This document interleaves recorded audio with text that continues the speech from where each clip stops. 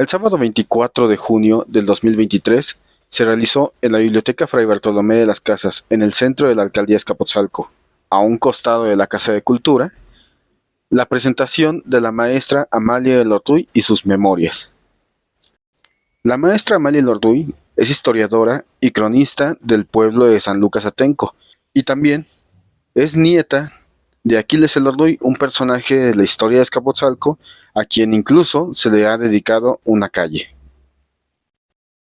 En esta presentación, la maestra Amalia Elorduy nos comenta sobre cuál es la diferencia entre historia y crónica y la importancia de ambas para los pueblos y barrios originarios. También nos deleitó con algunas historias y anécdotas sobre Azcapotzalco que ella misma ha vivido o que ha investigado. Finalmente, respondió a algunas de las preguntas de los asistentes, cronistas y habitantes de Azcapotzalco en su mayoría. Nos habló sobre Fray Bartolomé de las Casas y el porqué de que la biblioteca se llamara de esa manera. Sin más, vamos a escuchar a la maestra Amalia Elorduy, sus comentarios y sus memorias. Muchas gracias. Y pues nada más brevemente les voy a decir que sí, yo nací en el barrio de San Lucas, en la hoy Colonia El Recreo. Cuando yo era niña, allí en San Lucas, todos los callejones y las poquitas calles que había eran de lodo y de tierra.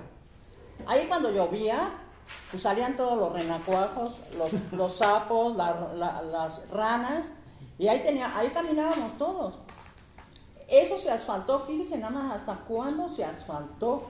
Se asfaltó hasta después de 1960.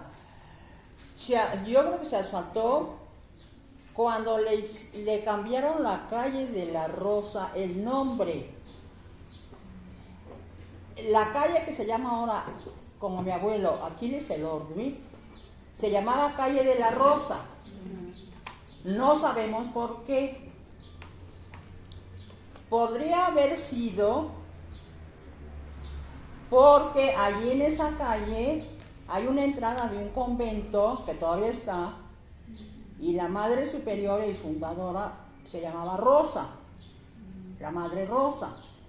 Entonces, algunas ideas que tenemos de por qué era calle de la Rosa, pues a lo mejor porque allí estaba ella, ¿no? Sí. Pero no sabemos. Y otra puede ser que había en ese barrio algunas calles de nombres de flores. Todavía existe una calle que se llama Plumbago, y el plumbago es una flor. Entonces a lo mejor había otros callejoncitos que también tenían nombres de flores y por eso estaba la calle también de la Rosa. Sí. Pero no sabemos. Bueno, eso puede ser motivo de una crónica. Sin duda. Porque la diferencia entre crónica e historia, bueno, historia es todo lo que acontece, pero de la ciencia histórica, de la historia para relatar lo que acontece, se diferencia de la crónica nada más en una cosa. La crónica puede platicar o relatar por escrito o verbal, no importa, lo que la persona que la relata se acuerda o piensa. No tiene que estar documentada. No tiene que demostrar, la persona que la está escribiendo no tiene que demostrar que lo que está diciendo es verdad, aunque es recomendable pues que diga la verdad, ¿no? Pero no tiene que demostrarlo por escrito. Un historiador sí. Si yo digo que, por ejemplo, que esa calle se llamaba de la Rosa, por la madre Rosa, yo tengo que tener un documento que diga eso, para respaldar lo que yo estoy diciendo. Esa es la función de un historiador. Lo que un historiador escriba o diga, tiene que respaldarlo con algo que lo compruebe fehacientemente. Puede ser un documento, puede ser un vestigio arqueológico, puede ser sí, algo que lo respalda, que compruebe que es verdad. Pero eso no quiere decir que la crónica no sea igual de importante, porque hay crónicas que se han convertido en documentos históricos,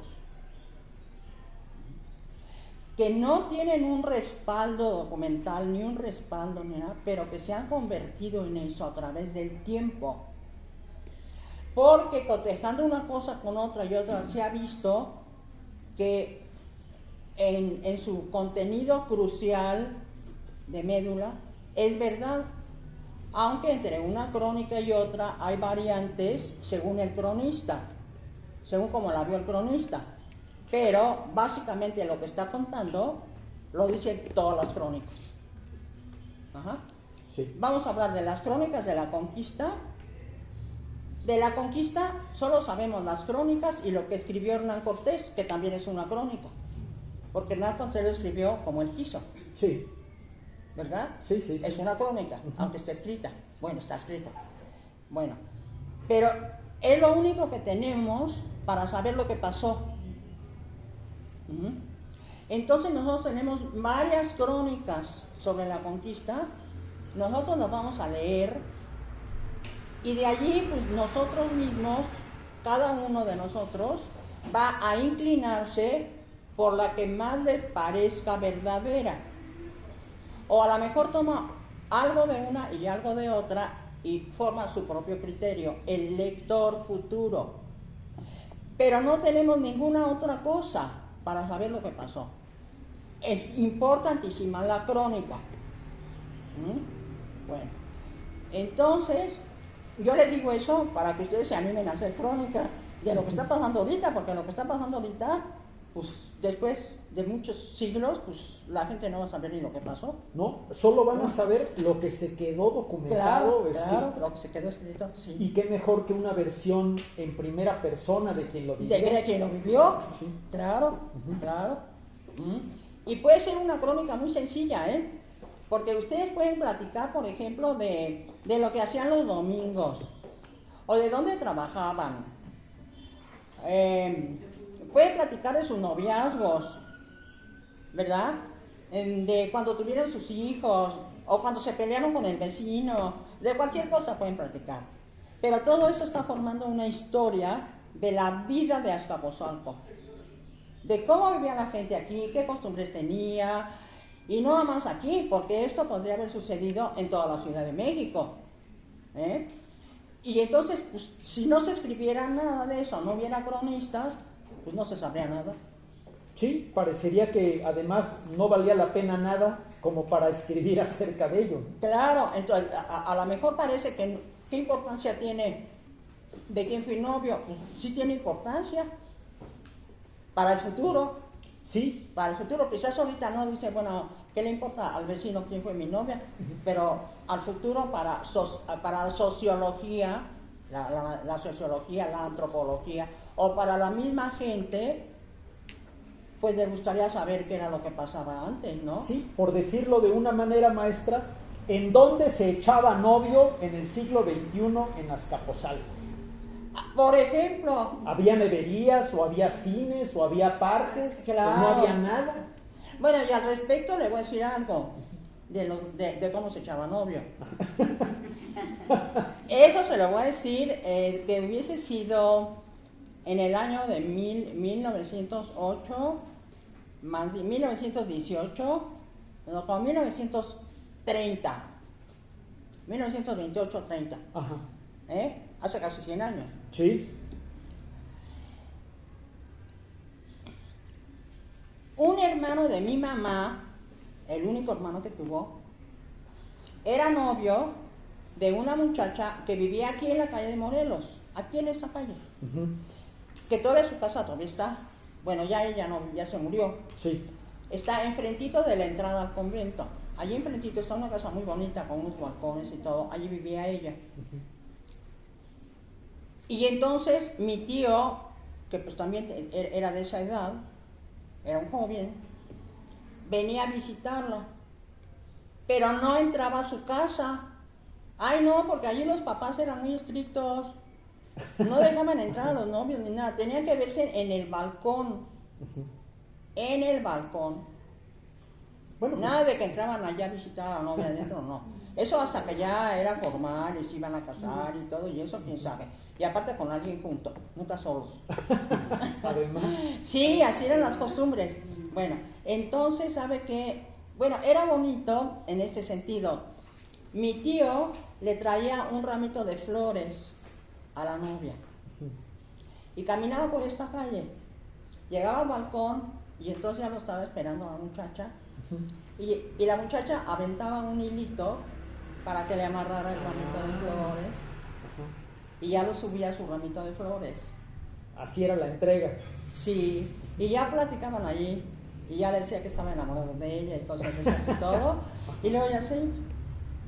Bueno, esa era una Pues forma sí ha de cambiado, enamorar. sí ha cambiado. Sí, y bueno, esa forma de los novios de esa época, pues, no se sabe mucho. Yo la sé porque me la contaba mi tía y me la contaba mi mamá y mi tía. Oiga, maestra, la quiero interrumpir tantito Sí. para también hacer mención de algo Sí. y que los asistentes sepan también, pues parte del acervo de su vida propia de usted. Sí, Usted ha acompañado a la Asociación de Charros de Azcapotzalco también. sí, también, sí. Su familia, usted me ha contado que se iba a caballo desde su casa en la avenida Azcapotzalco hasta el puente de Vigas. Sí. Allá comían carnitas y ya se regresaban, y todo esto a caballo.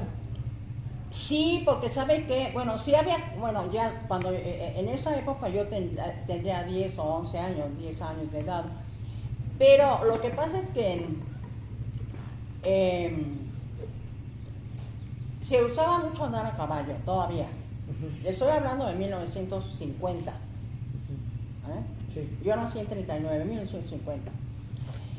Estas casas de la avenida de ambos lados, las casas, esas grandes casas de la avenida de ambos lados, desde Sí. Tacuba para acá, atrás de la casa tenían un terreno muy grande que era parte de la propiedad. Todas las casas, todas, las de ese lado y las del otro. Bueno, partiendo de donde está la iglesia de la Concepción para allá, las de este lado, como ya era mucho comercio, ya no había tanto campo. Bueno, pero la parte de la Concepción hasta Tacuba, así era. Bueno, entonces en esos terrenos que tenían las casas atrás, pues había toda clase, tenían borregos, tenían gallinas, tenían guajolotes, patos, sembraban milpas, sembraban alfalfa y muchas tenían también caballos. Mi abuelo tenía caballos porque él creció en un rancho en Zacatecas y a él le gustaba montar a caballo, porque pues, ahí creció con los caballos, ¿no? Y se fundó la Asociación de Charros también, que la fundaron los Rocha, la familia Rocha. Bueno, y entonces, pues se usaba mucho andar a caballo aquí. Salían a las 5 de la mañana, salía Marino Rocha, que se murió, pues uno de los fundadores, y su hermano Alfonso, a pasear a caballo aquí por la avenida. Ellos vivían en Huacatitla y salían y paseaban a caballo aquí por la avenida. Y a nosotros pues también nos levantaba mi abuelo, porque no dormía mucho, y a las 5:30 de la mañana no había muchos caballos, había 4 caballos nada más. No de esos muy finos, no crean que caballos así, pura sangre, nada, caballitos, ¿no? Sí. Y bicicletas. Entonces los primos y nosotros, los que se levantaban más temprano, agarraban caballo. Y los que llegaban más tarde, pues les tocaba bicicleta. Bueno, y salíamos por atrás del camino del recreo, atravesábamos aquí el Jardín Hidalgo y ya nos íbamos enfrente del Rosario, todo eso, hasta Puente de Vigas, pues a comer ahí carnitas, a desayunar ahí. Había un restaurante de carnitas que se llamaba Don Nico, porque el señor se llamaba Nicolás, y era Don Nico, que duró muchísimo tiempo, y ya bueno, pues bueno, ese era una de las costumbres que había. No solo nosotros hacíamos eso, también en otras casas hacían lo mismo. Ajá. Sí, cuando decía usted que había 4 caballos, se Sí. refiere a su familia. ¿De usted? A mi familia nada Sí, más, sí, pero no había en otros que Azcapotzalco. también tenían caballos, sí, claro, y que hacían lo mismo. Ujú. Y no, esas carnitas de Don Nico pues tenían mucho éxito, porque iba cantidad de gente allá a comer carnitas. Y no solo en la mañana, en la mediodía y en la tarde. Oiga, Sí. y también la parte genealógica, en el caso de usted, en Sí. relación a su abuelo, Sí, Aquiles Elorduy, sí, pues siendo Azcapotzalco un lugar de los afectos de Porfirio Díaz Sí. y gente importante aquí, sí, usted me ha comentado 2 cosas. sí, Una, que el desfile sí, del 15 de septiembre sí, nació aquí en Azcapotzalco. sí, es de aquí. Sí. Sí. Y otra, con el tema de su abuelo, pues que él es fundador del Partido Acción Nacional. Sí, pero antes fue fundador de otro, Ujú. más importante. Sí, pero esto lo comento no tanto para irle dando tema, maestra, sino también para que nuestros asistentes Sí, pues sepan aquilatar la oportunidad más adelante, si gustan hacer alguna pregunta, pues de los temas que están vinculados con nuestra invitada de hoy. ah, claro, sí.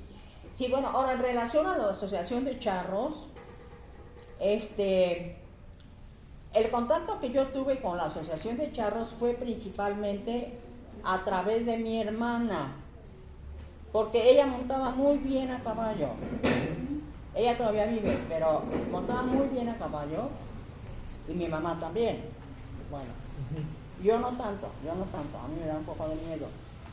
Pero entonces ella se inscribió cuando ya tenía como 15 años de edad, o 13 o 14, ahí en la Asociación de Charros, pues para montar allá a caballo con los charros y todo. Y entonces ella, mi hermana, fue fundadora de la escaramuza charra de la Asociación de Azcapotzalco, porque todas las asociaciones de charros tienen algo que se llama escaramuza charra, que es de muchachas, de jóvenes, muchachas, mujeres, que montan muy bonito, andan vestidas de adelitas y hacen pues muchos pasos así de a caballo, trotando a caballo y todo, y hacen ruedas y todo. Y todas las asociaciones de charros de la República tienen una escaramuza con muchachas de su lugar. Sí. Bueno, mi hermana fue fundadora de esta escaramuza de Azcapotzalco y fue reina de Azcapotzalco. Bueno, entonces claro que nosotros pues siempre íbamos a verla montar todos los domingos allí. Y muchas veces ella desfiló aquí el 15 de septiembre, algunas veces. Bueno, pues entonces ya, bueno, yo les puedo platicar muchas cosas de lo que pasaba en Azcapotzalco, pero la verdad es que yo no sé qué cosa les interese a ustedes. Cuando yo me casé, yo me fui de aquí, pero yo disfruté, no me interesaba la historia. A mí de joven y de eso nunca me interesó, ni tampoco me molestó, digo, pero pues yo no me dedicaba a estudiar y divertirme, ¿no?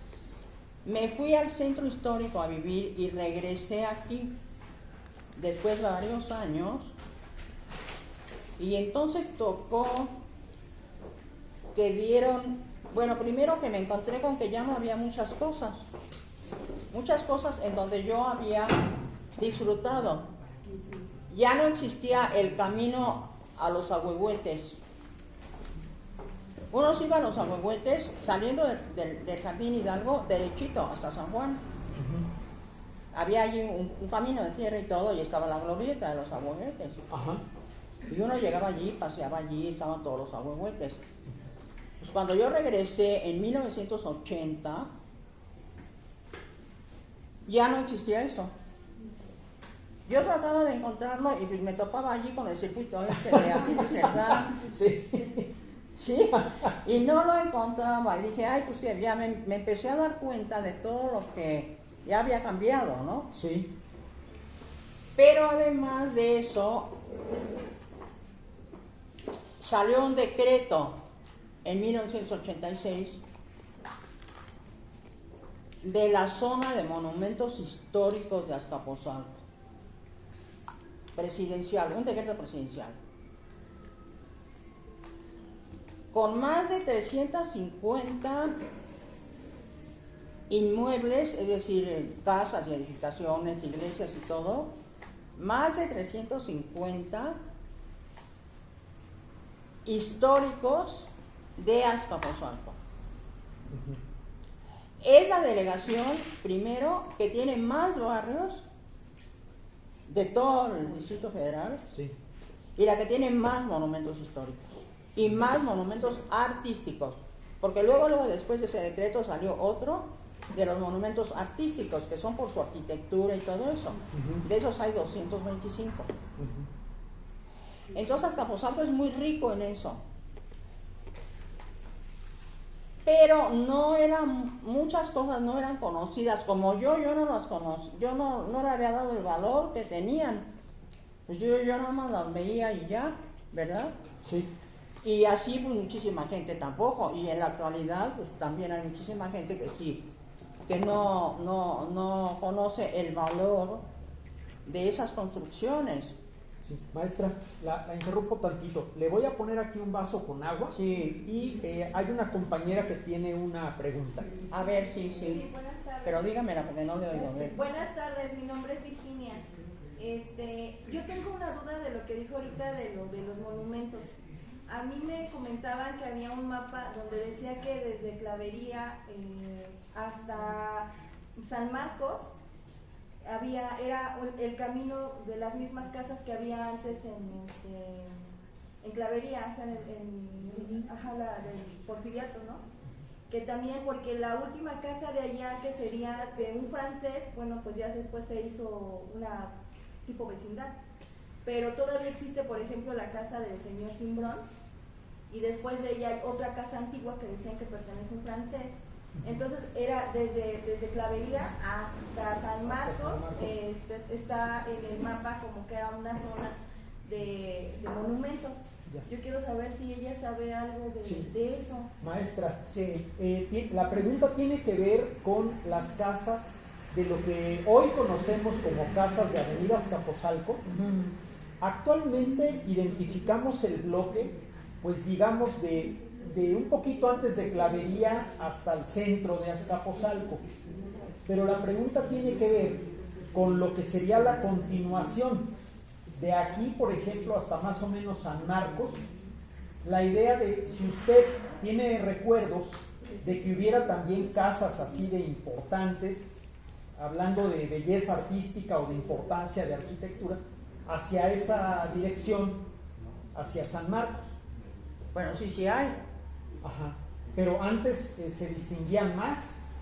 No, mire, le voy a explicar. Mire, estas casas antiguas de Azcapotzalco tienen dos edades, digamos. Yo les llamo las casas de antes y las casas de después. Sí. Pero todas son antiguas. Sí. Bueno, las casas de antes, que yo les llamo de antes, se construyeron antes de que empezara el siglo XX, antes de 1900. Se construyeron al final del siglo XIX, durante el Porfiriato. En 1890 al 1900. Y esas casas empiezan desde el barrio de San Lucas Inextengo hasta el norte, hasta San Marcos, hasta más allá. Ok. ¿Ah? Sí. Bueno, una de esas casas es donde está ahorita Salgado, la vinatería de Salgado. Sí. Aquí, Sí, enfrente, enfrente del Dux de Venecia, por ejemplo. enfrente del Dux de Venecia. Ahí está la fachada, lo de adentro ya lo tiraron, Sí. pero la fachada, ahí están todas las puertas y todas antiguas. Era una de esas casas. Sí. Bueno, otra de esas casas que yo les digo de antes es en la esquina de aquí de la avenida Azcapotzalco, esquina con Jardín Hidalgo, que tiene una entrada, bueno, ahí tiene un chorro de comercios. En la mera esquina está una de productos naturales. Sí, un super soya. Sí, que antes era una tienda que se llamaba El Sol y que le hacía juego a la luna del otro lado. Ah, qué bonito. Sí, del otro lado la cantina de la luna y las tortas, y de ese lado la tienda del Sol. Oh. Bueno. Pero esos comercios de esa esquina pertenecen a una casa antigua que, a ver, aquí les voy a hacer algo de crónica porque eso lo tengo que averiguar, pero yo creo que perteneció a la Madre Rosa de aquí del convento de Nextenco. Bueno, ¿por qué? Luego les digo por qué creo eso. Pero bueno, esa es una casa antigua, tiene una puertita. Está allí lo de Hipocampo, donde venden las tortas y otras cosas. Y luego hay una puertita de madera que tiene unos labrados allí, unos dibujos labrados, y se entra. Usted entra y luego hay una escalera a la casa antigua que llegaba hasta el otro lado del parque, hasta la casa de las bombas. Era una casa muy grande. Y era de 2 pisos. Arriba se ven los balcones. Todavía. Todavía. Y en un tiempo, hace algunos años, hace como unos 30 años o 20 años, no sé cuándo, yo conocí, hubo ahí una cafetería que se llamaba el segundo piso. Pues aquí, actualmente sigue funcionando. Ahora es más bien ya alcohol, música en vivo, pero sigue estando abierto al público. Bueno, pues si entran allí, ustedes van a ver que es una casa antigua. Ahora ya la dividieron, la parte de atrás la tienen rentada para otras cosas. Y bueno, así, bueno. Entonces estoy hablando de casas que sí hubo y otras que todavía hay. Bueno, si siguen caminando, van a llegar a la oficina de correos, pasando el hospital infantil. Pasando el hospital infantil. Ahí en la esquina de Castilla y Avenida Escaposalco, bueno, allí está una casa muy antigua. Hay una casa muy antigua, de estas épocas. Allí fue convento. Y dicen, ahora sí que dice la crónica verbal de que ha pasado globalmente, que allí vivió, hay 2 versiones, hay una versión que dice que esa fue casa de don Ángel Cimbrón. Ya para el siglo XX, en mi época, en 1950, era un convento de las Madres del Sagrado Corazón. Eso yo lo sé porque ahí estudió una amiga íntima mía en ese convento, con las Madres del Sagrado Corazón. Y ahorita no sé qué será, pero ahí está. Pues todavía es un lugar de las religiosas. Bueno. Aunque afuera es más tipo paradero de meseros. Bueno, pues sí, porque ya pusieron allí y luego sigue el correo. La nueva casa del correo. Hay otra pregunta. Otra pregunta. Yo soy de por ahí, yo vivo por ahí. Bueno, aquí vemos 2 compañeras y vivimos cerca de ahí. 3. Ok. 4.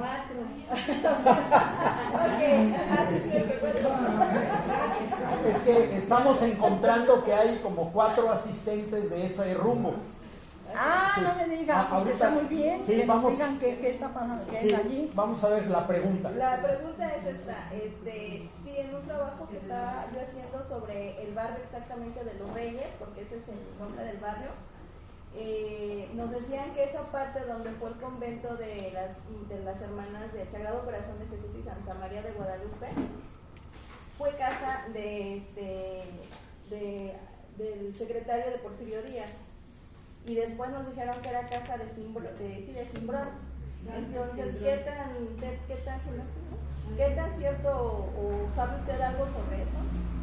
La pregunta, maestra, es si tiene usted algo más que comentar acerca de que Ángel Cimbrón fuera el dueño de ese predio.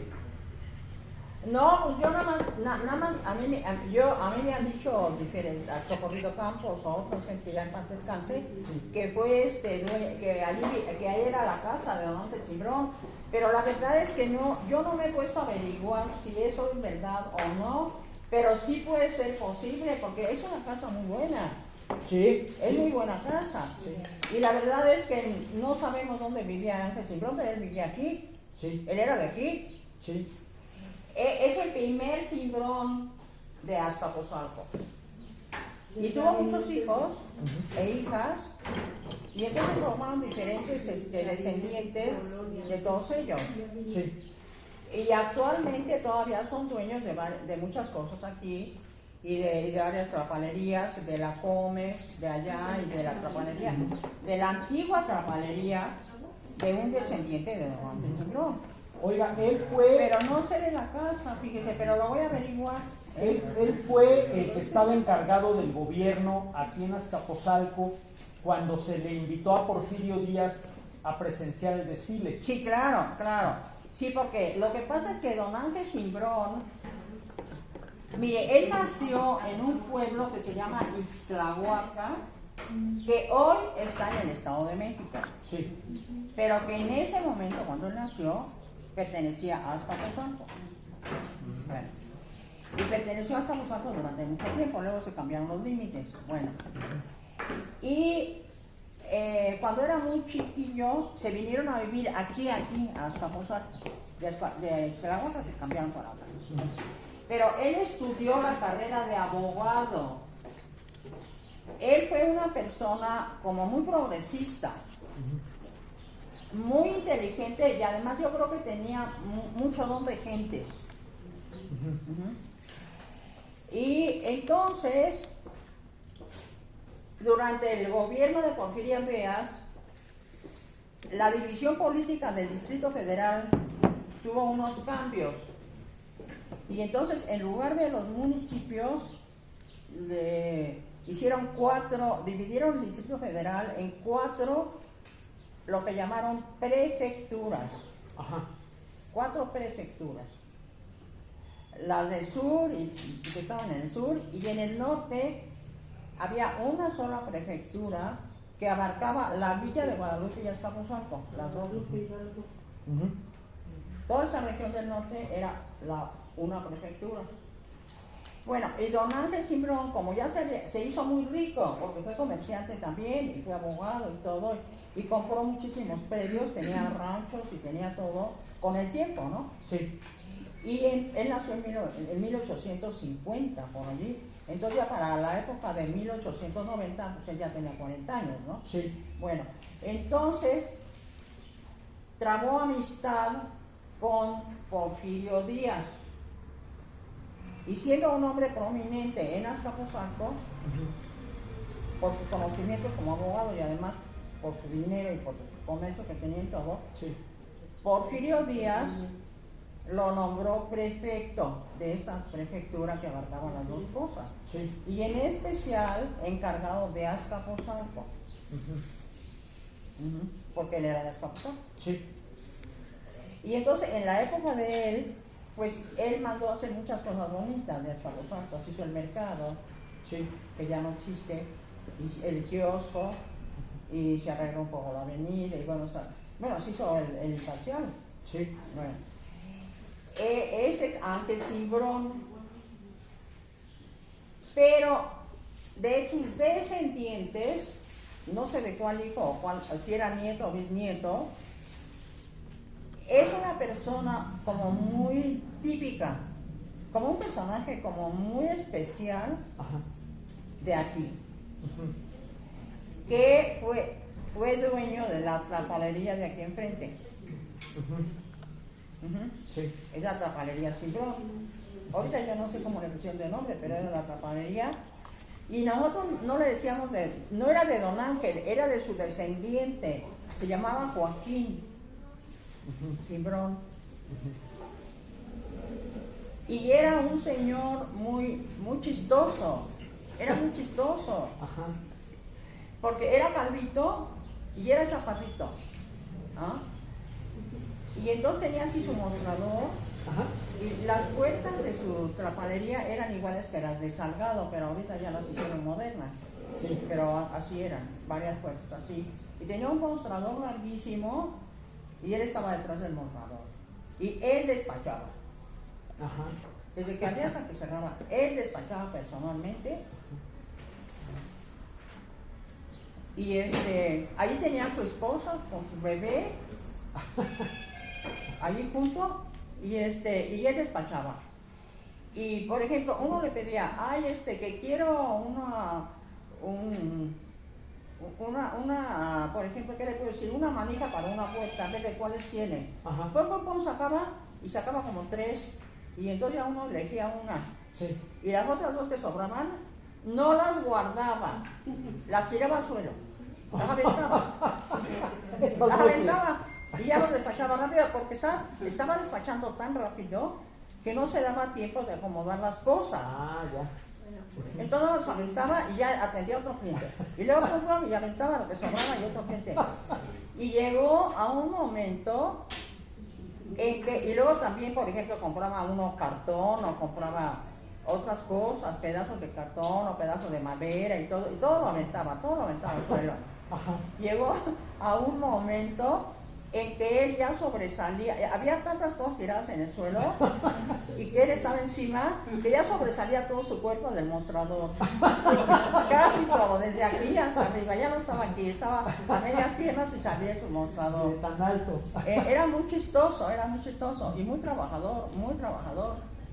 Bueno, pues esa es una anécdota. Bueno, yo le voy a preguntar a sus bisnietos, si quieren que lo cuente, porque a lo mejor no quieren que a lo mejor no. Maestra, pero tenemos otras 2 preguntas. Sí, dígame. Carmen me había mencionado. Sí.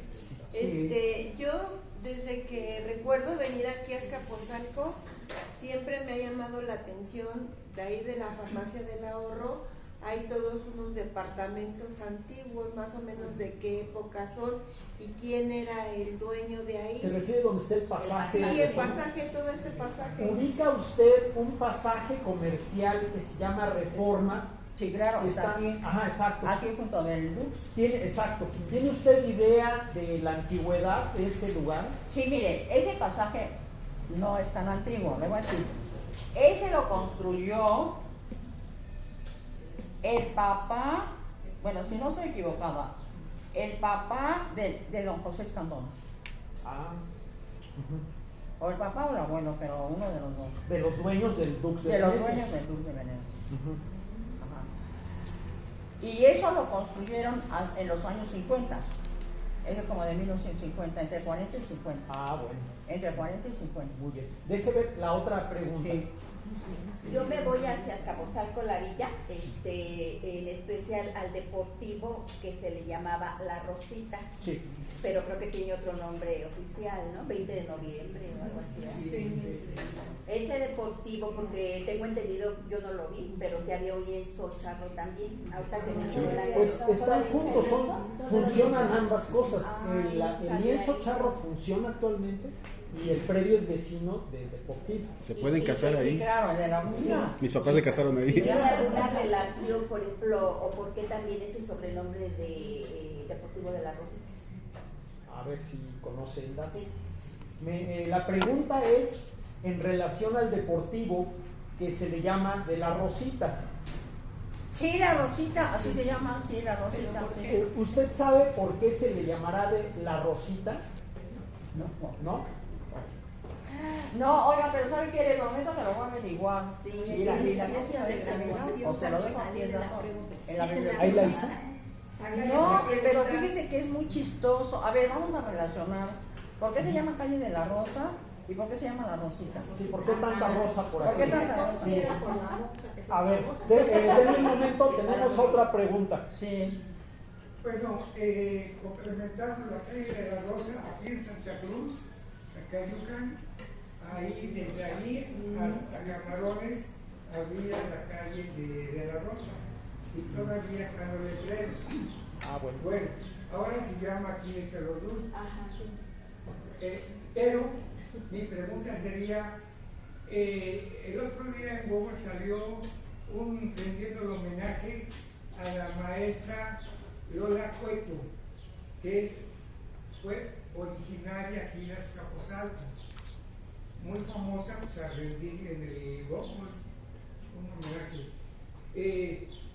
Mi pregunta sería si usted sabe en dónde, ella es originaria aquí del centro, que estaba chico, en qué calle, si se sabe el número, porque hace unos días fui a ver en Coyoacán, su nieto, Pablo Cueto, tiene un centro cultural y platicando con él, él me decía que le habían dicho en la calle el número, pero que se olvidó, a ver si podía. Oye, calle y número de qué, de donde vive la maestra Lola Cueto. ¿Dónde nació? La maestra Lola Cueto. Muy bien, sí. A ver si sabe algo. Sí.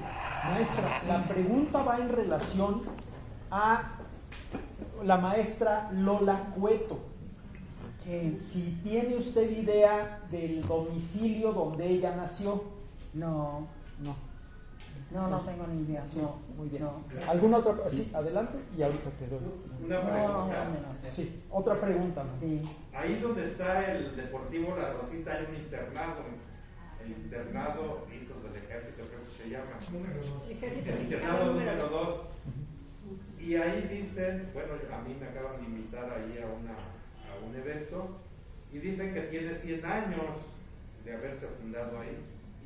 Entonces, me gustaría saber si qué hay de cierto. La pregunta es si tiene usted conocimiento.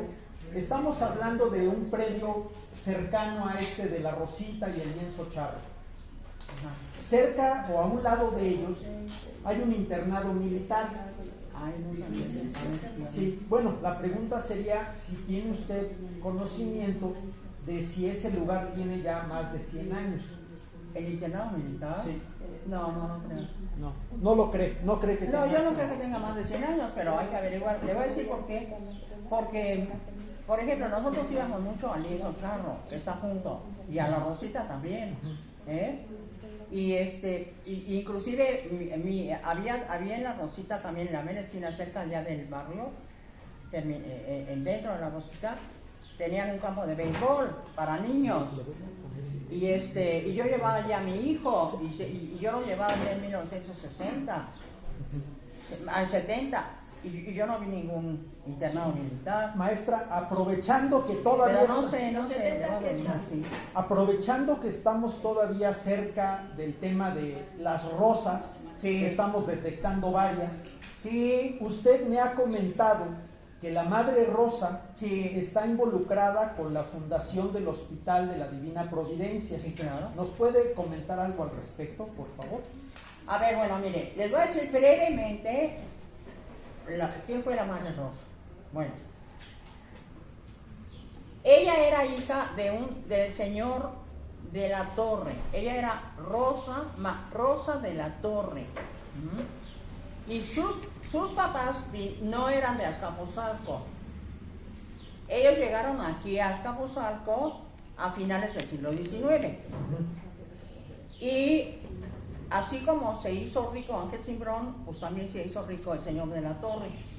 Bueno, entonces el señor de la Torre construyó varias casas, entre ellas la que le digo de la esquina aquí de donde está el segundo piso. Sí. Y otra casa que está en la avenida Azcapotzalco, pero que ya no se ve porque le pusieron unos muros altísimos de concreto por la cuestión de la delincuencia. Sí. Y ahí está el convento de la Madre Rosa. Sí. Bueno, ella estudió, bueno, en esas épocas no había grandes escuelas para de muchos estudios para las niñas y eso de principios del siglo XX, pero bueno, ella ya siendo joven decidió ser monja. Ella quería ser monja. Bueno, entonces ella ¿cómo se dice? Se hizo monja en Estados Unidos, porque el papá la había mandado a estudiar allí, pero no sé en qué lugar de Estados Unidos. Sí lo sé, pero ahorita no me acuerdo. Yo tengo su historia, no me acuerdo. Pero en una ciudad de Estados Unidos, ella fue a estudiar allí y ahí se quiso hacer monja. Sí. Y entonces regresó aquí y entonces le pidió a su padre, bueno, que le dejara la casa que está en la avenida Azcapotzalco, y la heredó su padre, se la dio su padre, y allí fundó su convento en 1918. más o menos aproximadamente. En 1918 se ordenó como monja y fundó su convento en una casa que había sido de su padre, que ya era de ella, Sí. y allí empezó su pequeño convento. Ujú. Que como todas esas casas que les dije, tenía un terreno muy grande que llegaba hasta Centenario, Ujú. atrás de la casa. Ujú. Y también tenía frente sobre la calle de la Rosa. Sí. ¿Mm? Es decir, que una casa con mucho terreno alrededor y atrás. Sí. Bueno. Ella allí se ordenó como monja de la Orden de Santo Domingo. Era dominica, Sí. monja dominica, siguen siendo. Ah, ujú. Porque aparte ya saben ustedes que los dominicos fueron los que estuvieron aquí en Azcapotzalco. El Sí. convento es dominico y todos los templos son dominicos. Sí. Bueno, y entonces ella, en su convento, empezó chiquito, ahora ya tienen conventos hasta en Guatemala. Ah, ya, de ellas Tienen mismas. muchos conventos en muchos lados. Ujú. Bueno, ella le daba asilo a niñas huérfanas que no tenían papá ni mamá ni nada. Sí. Y entonces pues las adoptaba, les daba asilo en su convento, ahí les daba comida y todo, y les daba instrucción. Sí. Y para ayudarse conseguía patrocinios de gente rica, amigos de su papá y otras gentes y todo. Y también empezaron a hacer un rico rompope que todavía lo venden. Ajá. Y se los recomiendo que lo compren. Bueno, y bueno, de esa forma ella podía mantener a esas niñas huérfanas. Sí. Bueno. Entonces ella conoció a mi abuelo, o mi abuelo lo conoció a ella, Sí. porque mi abuelo se vino a vivir aquí en el mismo año que ella abrió su convento, Ah, ya. en 1918. Ujú. Y mi abuelo compró la casa donde yo ahorita vivo, Sí. y la Madre Rosa abrió ahí su convento. Sí. Eran vecinos entonces. Eran vecinos, sí. Sí. Y tuvo relación porque mi abuelita, bueno, aparte recibía niñas y niños, niñas y niños Ajá. de muchos matrimonios de aquí de Azcapotzalco, mucha gente de aquí, que entonces no había tantas escuelas como hay ahorita, ni nada, casi no había, y que mandaban a sus hijos a que les enseñaran allí pues todas las primeras letras y algo de pues cosas, ¿no? Manualidades y cosas. Y mi abuela mandaba a sus 3 hijos, 2 hijas y un hijo, todas las tardes al convento de la Madre Rosa, Ujú. para que no estuvieran de ociosos allí en la casa. En la mañana iban a la primaria del gobierno Ujú. y en la tarde al convento de la Madre Rosa. Sí. Y así trababa una amistad con mi abuelo. Por eso yo sé la historia de la Madre Rosa. Sí. Bueno, al cabo del tiempo se hizo ya pues vieja la madre y todo, y ella era devota de la Divina Providencia. Ujú. Aquí en la parroquia había un pequeño dispensario. Un dispensario era como un cuartito en donde los padres de la parroquia le proporcionaban medicamentos básicos, cositas Ajá. chiquitas a la gente que iba que no tenía recursos. Sí. Y iban al dispensario, o sea, que les ayudaran de alguna forma. Sí. Y entonces la Madre Rosa fue a ver al párroco de entonces y le propuso que empezaran a hacer como una clínica o un hospital un poco más grande, que no fuera nada más un dispensario, que emplearan la esquina donde ahorita está, Sí. y pusieron allí unos 2 o 3 cuartitos para enfermos, chiquitos, de un solo piso. Y Así todo, empezó no como está entonces. ahorita. Sí, así empezó. Sí. Y le pusieron Hospital de la Divina Providencia. Y lo financió básicamente la Madre Rosa, porque la Madre Rosa, aparte de que hacía toda esa labor social, pues era rica porque heredó un chorro de herencia de su papá. Ajá. Tenía toda esta esquina que la rentaba a todos los comercios, hasta las fechas son del convento. Ah, mira. El convento es qué bueno. propiedad de toda esta esquina. Ajá. Y toda la que está en el Jardín Hidalgo para allá, Ajá. hacia la Casa de Bombas, Sí. todo eso lo renta el convento. Oh, qué bien, qué bien. Son del convento, eran de la Madre Rosa. Ajá. Bueno, y entonces así es que ella se considera que es fundadora del Hospital de la Providencia. Muy bien. Y con el compromiso de su convento de que las monjas de su convento vayan a dar servicio de enfermeras en determinados horarios gratuito al Hospital de la Providencia. Ah, muy bien. Muchas gracias. Tenemos una pregunta. Sí. Bueno, primero que nada, son dos preguntas, pero Son dos. Sí, a ver. Vamos pero primero son- con una. A ver. quería saber un poquito sobre el cementerio de prehispánico de allá de San Marcos. ¿Cuál era, desde dónde abarcaba y pues la importancia que tenía para la zona? Maestra, es de parte de un vecino de San Marcos. Ah, muy bien. ¿Recuerda usted que este documento que usted tiene sobre un cementerio Sí. muy grande, que tiene incluso una división de hombres, mujeres, niños, Sí. que vendría siendo el panteón más grande pues de la época prehispánica, ¿no? El único panteón como tal, como panteón, que se conoce de la época prehispánica. Muy bien. Si nos puede hablar acerca de esto que usted conoce, Sí, cómo no. ya que Sí. tiene usted documentos, Sí. y lo que usted conoce acerca de esta referencia, de este único panteón prehispánico que está aquí en Azcapotzalco. Sí, es muy importante. Mire, sí está en San Marcos, claro, está ahí. Cuando estaban haciendo el metro Azcapotzalco, que está allí en San Marcos, bueno, empezaron a encontrar esos vestigios de ese panteón. Y yo lo que tengo de documento es la tesis de un estudiante de arqueología, entonces estaba estudiando, ahora ya Sí. es doctor en arqueología, ya tiene bueno. Sí. Él hizo su tesis sobre ese panteón, porque él estuvo allí en las excavaciones y en las exploraciones. Él encontró unas cosas, él estuvo allí viendo y todo y todo. Entonces, en su tesis cuenta todo. Bueno, no se pudo explorar todo. Lo que se exploró es muy grande, pero todavía hay más. Pero se suspendió la exploración porque ya tenía que continuar con el metro.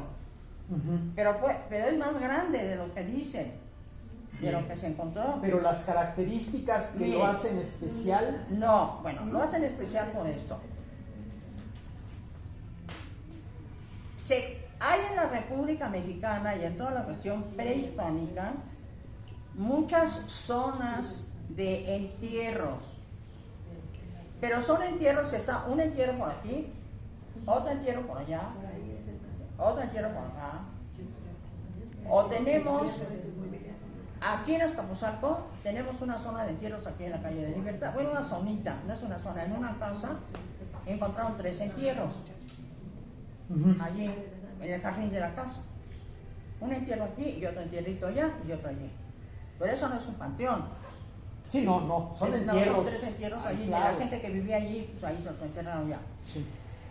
Por ejemplo, en Palenque. En Palenque hay, está el entierro de Pacal, Sí. que es una Sí, belleza, sí, ¿no? sí, su gran tumba. Sí, una gran tumba. Y inclusive están explorando porque hay otros montecitos y ya encontraron el de la esposa de Pacal. Que es la reina roja, le dicen, porque estaba toda pintada de rojo cuando la encontraron, que es otro montículo. Pero es un entierro aquí, otro entierro allá, y está el palacio, y está así. Pero no es un panteón en forma. Sí, sí. Como No es un conjunto significativo de tumbas. No. Bueno, son unas pocas tumbas de personajes y ya. Sí. Bueno, y que no están juntas todas, una está por acá y otra está por allá, ¿sí? Bueno, también Montalbán tiene tumbas. Sí. Bueno.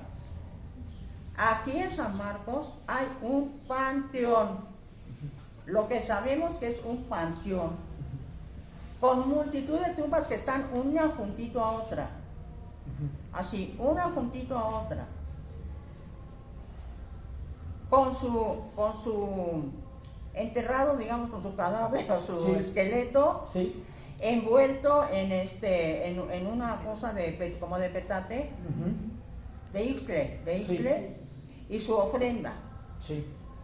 Que generalmente casi todas las ofrendas de esto, entonces está aquí este enterrado, Sí. y juntito está otro, y juntito está otro, y juntito está otro, y juntito está otro, y juntito está otro, durante muchísimos metros, Sí. más de 100 o 200 metros, no sé, pues una cuadra entera. Sí. Ujú. Y no más una hilera, sino varias hileras. Ujú.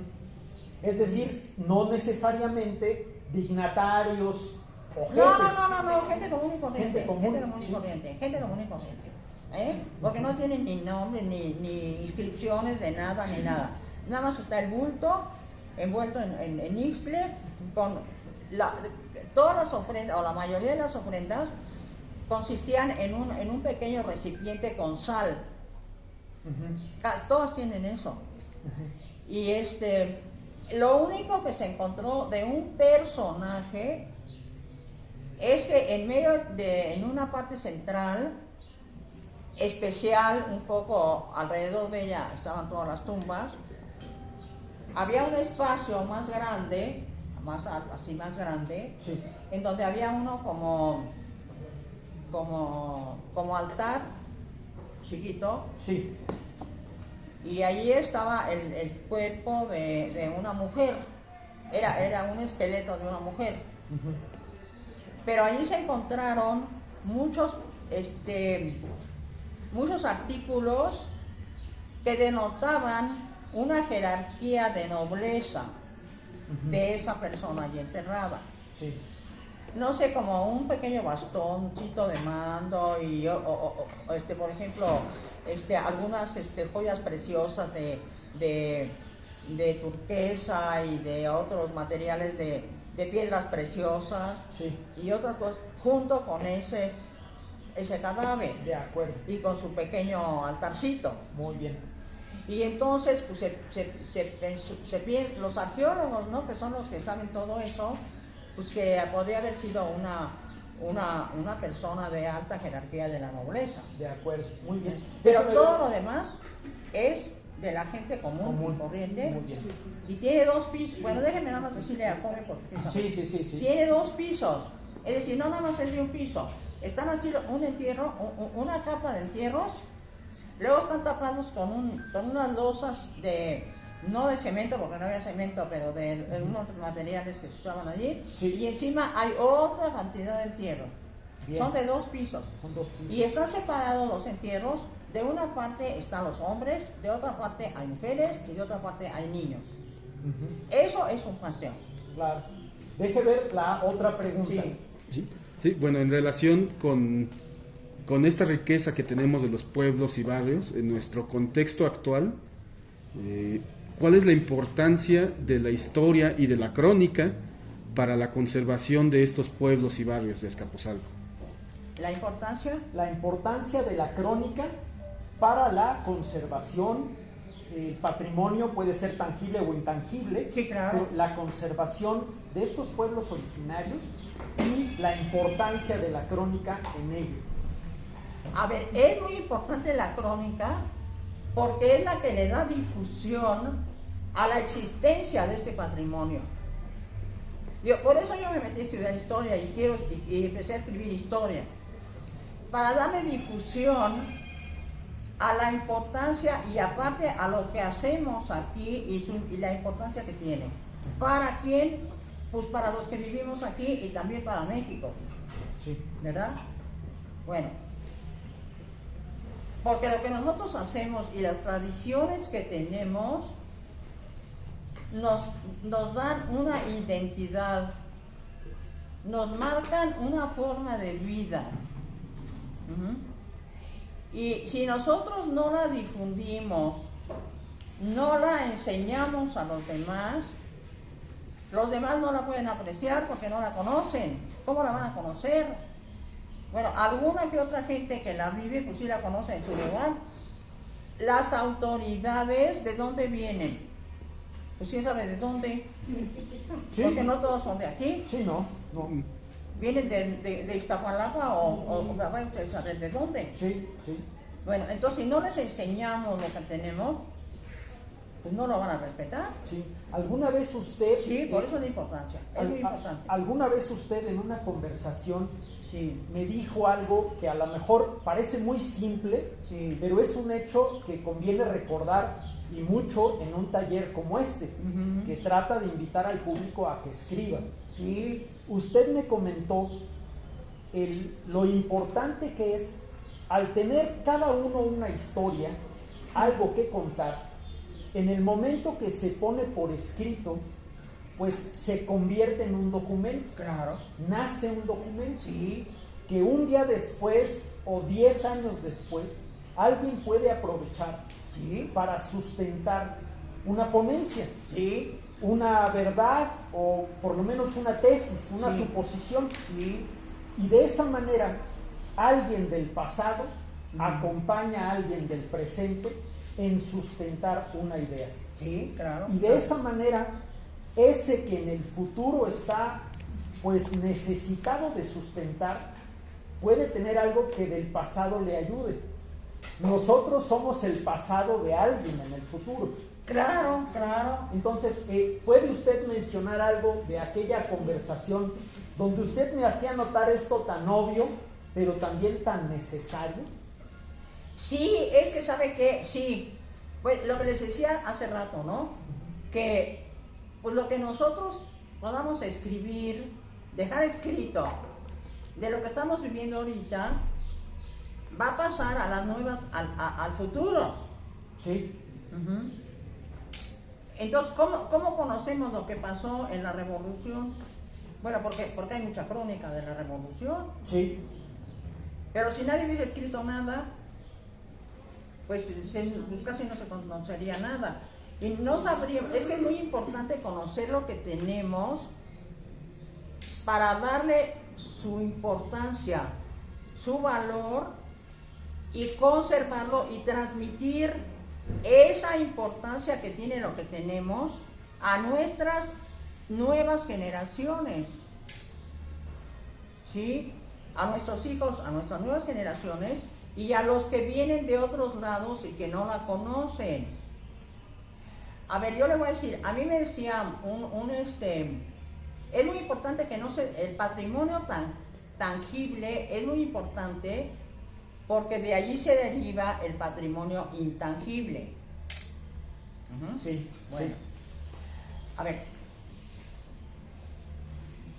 el patrimonio tangible es todo lo material, todas Sí. las casas, las calles, todo, ese es lo que se toca, el patrimonio tangible.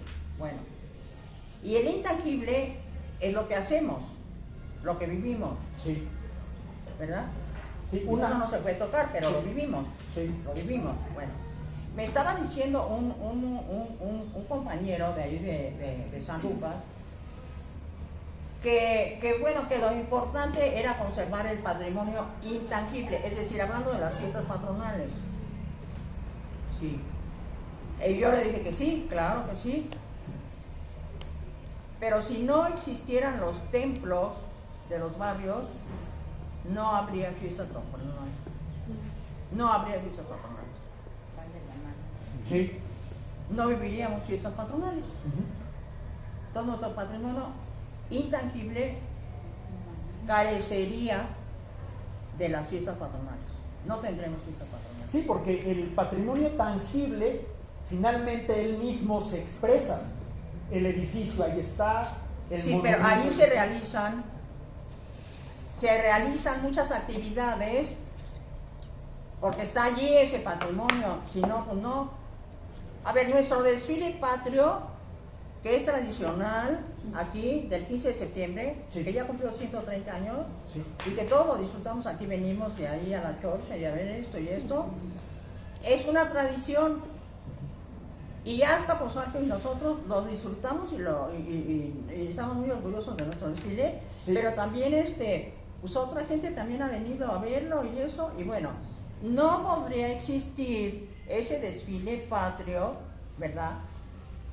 Pues si no existiera la calzada de Azcapotzalco. sí. Oiga, A lo mejor estaría en otro lado, pero no y por ejemplo, casi nadie sabe que el desfile del 15 de septiembre más antiguo del país es el de Azcapotzalco. Bueno, no sé si de la Ciudad de México.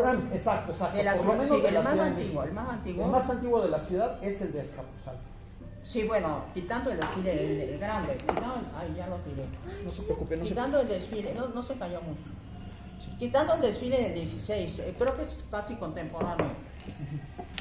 A ver, le llegó un Sí, ahorita es nos casi ayudan, ahorita nos contemporáneo, ayudan. casi contemporáneo al del 16 porque don Porfirio hizo el desfile del 16 por celebrar su cumpleaños, el 15 en la noche y al Sí. día siguiente el desfile. Sí. Ay Dios, ¿cómo tiré? Sí, es que mejor hay que dejarlo, es que no veo. Solo es agua, no se preocupe. Bueno, entonces, tan importante es uno como el otro. Pero, si nosotros no le comentamos y no le decimos a los demás lo que nosotros sabemos, pues ¿cómo lo van a saber los demás? No, pues no lo van a adivinar. Pues no. Sí. ¿Sí? Entonces, sí, es importante, porque haga de cuenta que venga aquí una constructora y quiera tirar todos los templos de los barrios. Que no, eso ya no sirve, ya está muy antiguo, ya está muy viejo. Vamos a tirar esto y vamos a hacer aquí una cosa moderna. O, Sí. o otra cosa. Es que están ocupando mucho espacio, vamos. Podría haber alguien que quisiera hacer eso. Sí, claro. Sobre todo si nadie está recordando la historia. con Pero más que se le razón. dice, oye, no puedes tirar esto. ¿Por qué? Porque esto es parte de nosotros, es parte de lo que nosotros, de lo que ahorita nosotros hacemos. Oiga, ¿nos quiere comentar un poco acerca de la casa del señor Montejo cuando usted fue a participar para intentar que no la quitaran esa casa? Sí, mire, es que esta casa estaba donde está ahorita la gasolinera. Queda un pedacito de la mera esquina que pues ya la resanaron allí y todo ya, pero bueno. Y resulta que primero tapiaron todo allí, ahí estaba la casa, yo la conocí. Tenía un portón grandote colonial, de esos así de madera, grandote, con sus chapetones de bronce. Y allí vivía una maestra que se llamaba Anita Uribe, que ya murió, y la vendieron. Y bueno, pero yo pude conocerla por adentro, una parte. Tenía unos muros de piedra. Los muros no eran de tabique, ni eran de adobe, ni eran de nada. Eran de piedra, de piso a techo, de 1 metro de ancho. Era una casota, así, que tenía un patio y tenía así las habitaciones anchas. Y resulta que un día, pues vimos que estaba todo tapada con maderas, ¿no? Tapiada allí. Y entonces dijimos, pues no sé, a lo mejor la van a restaurar. Pero entonces de pronto viene una vecina de allí, a ver si todavía vive, a lo mejor la podemos invitar. Porque la casa se extendía hasta más atrás de donde está la gasolinera, es decir, una parte de la casa se salvó porque allí vivía esa señora y no la podían tirar. Bueno. Sí. Y entonces fue a verme, ella. Eran dos, ella y dos así. Para que les pudiera yo ayudar para que no hicieran allí la gasolinera, que iban a hacer una gasolinera y que estaba allí juntito de su casa y que la iban a tirar, que ya la estaban tirando. Lograron tirar la mitad de la casa, Oiga, una casa del siglo XVI. Sí, claro, de principios del siglo XVI, pasandito a la conquista de 1550.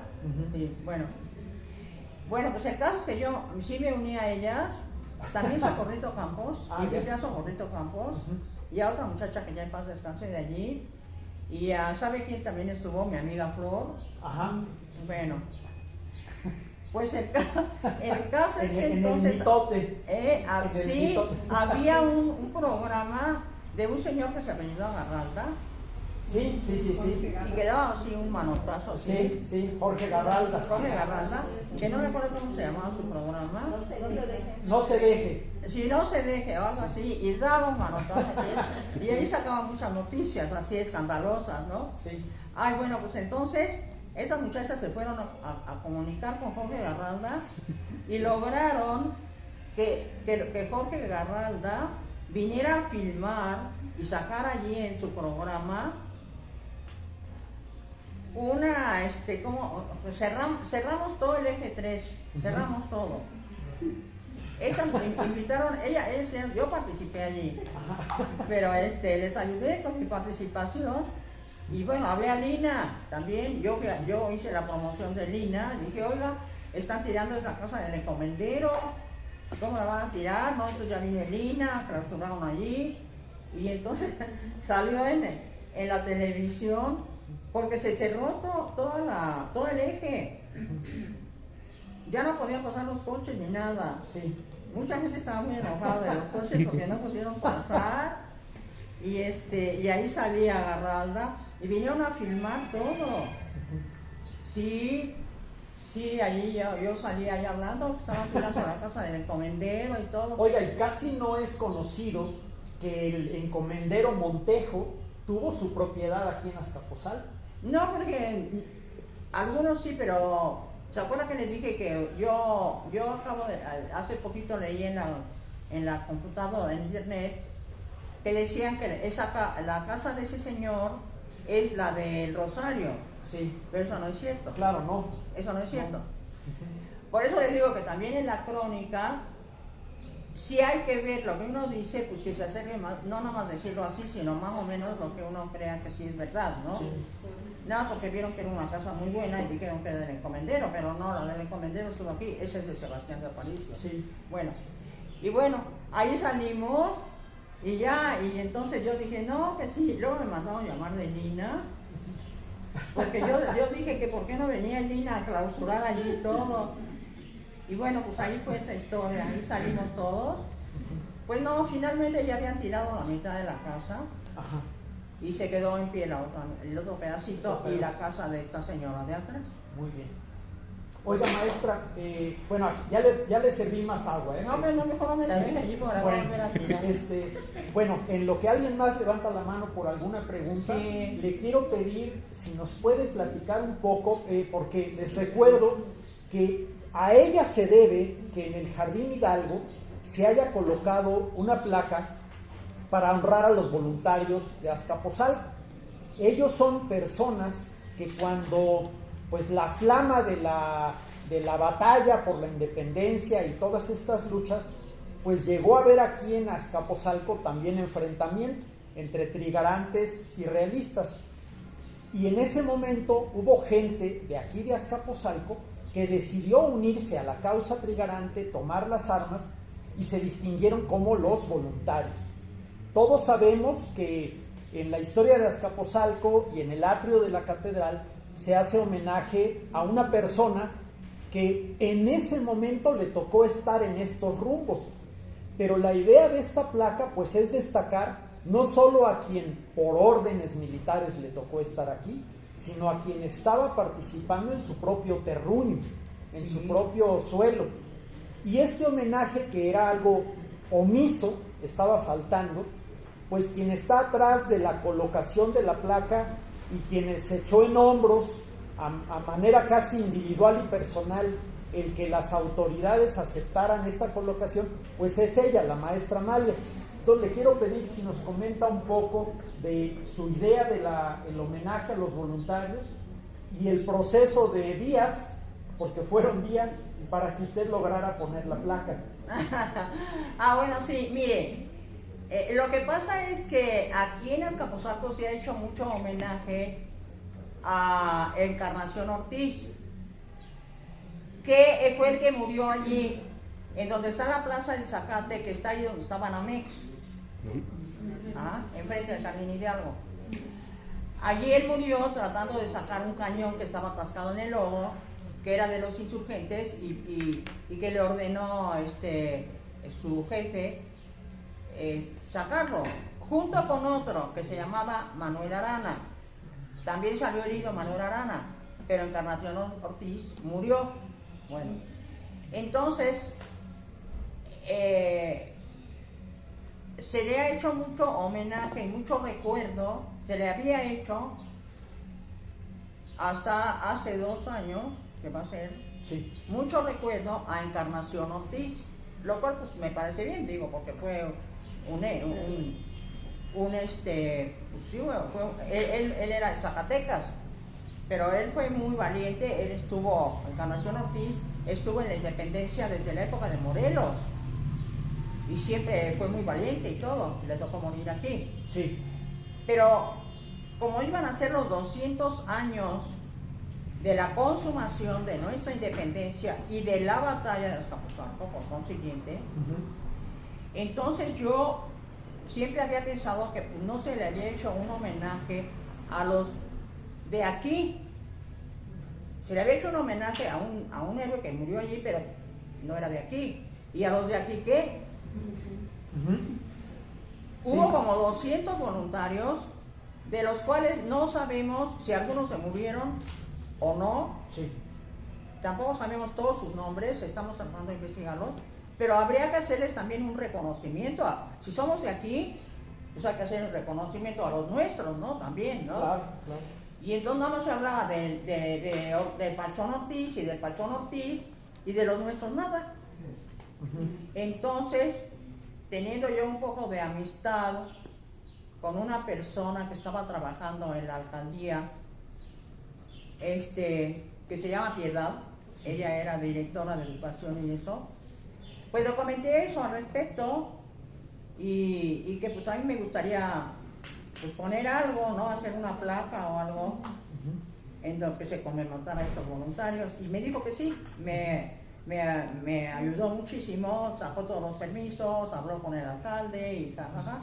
Sí. Pero ya faltaba poco, ¿verdad? Y entonces, pues aquí está presente la señora Leticia, que ella trabaja conmigo, y su esposo es maestro de obras, el esposo de Leticia.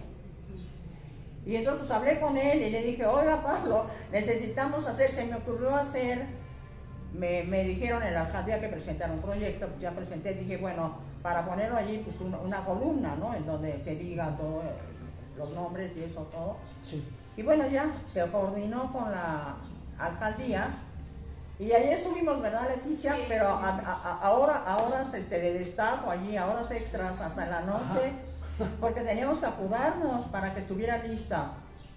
Y ahí íbamos diario allí a construir la columnita, la construyó el señor Pablo, y luego mandamos a hacer la placa, y se puso allí, y bueno, ya la víspera, todavía estábamos a las 11 de la noche, pero sí se terminó, y bueno, ya para el día siguiente a las 9 de la mañana ya estamos en la ceremonia. Se está inaugurando. Y bueno, entonces por eso es que está esa columna allí, y que pues también cada año se le lleva una coronita de homenaje a los voluntarios.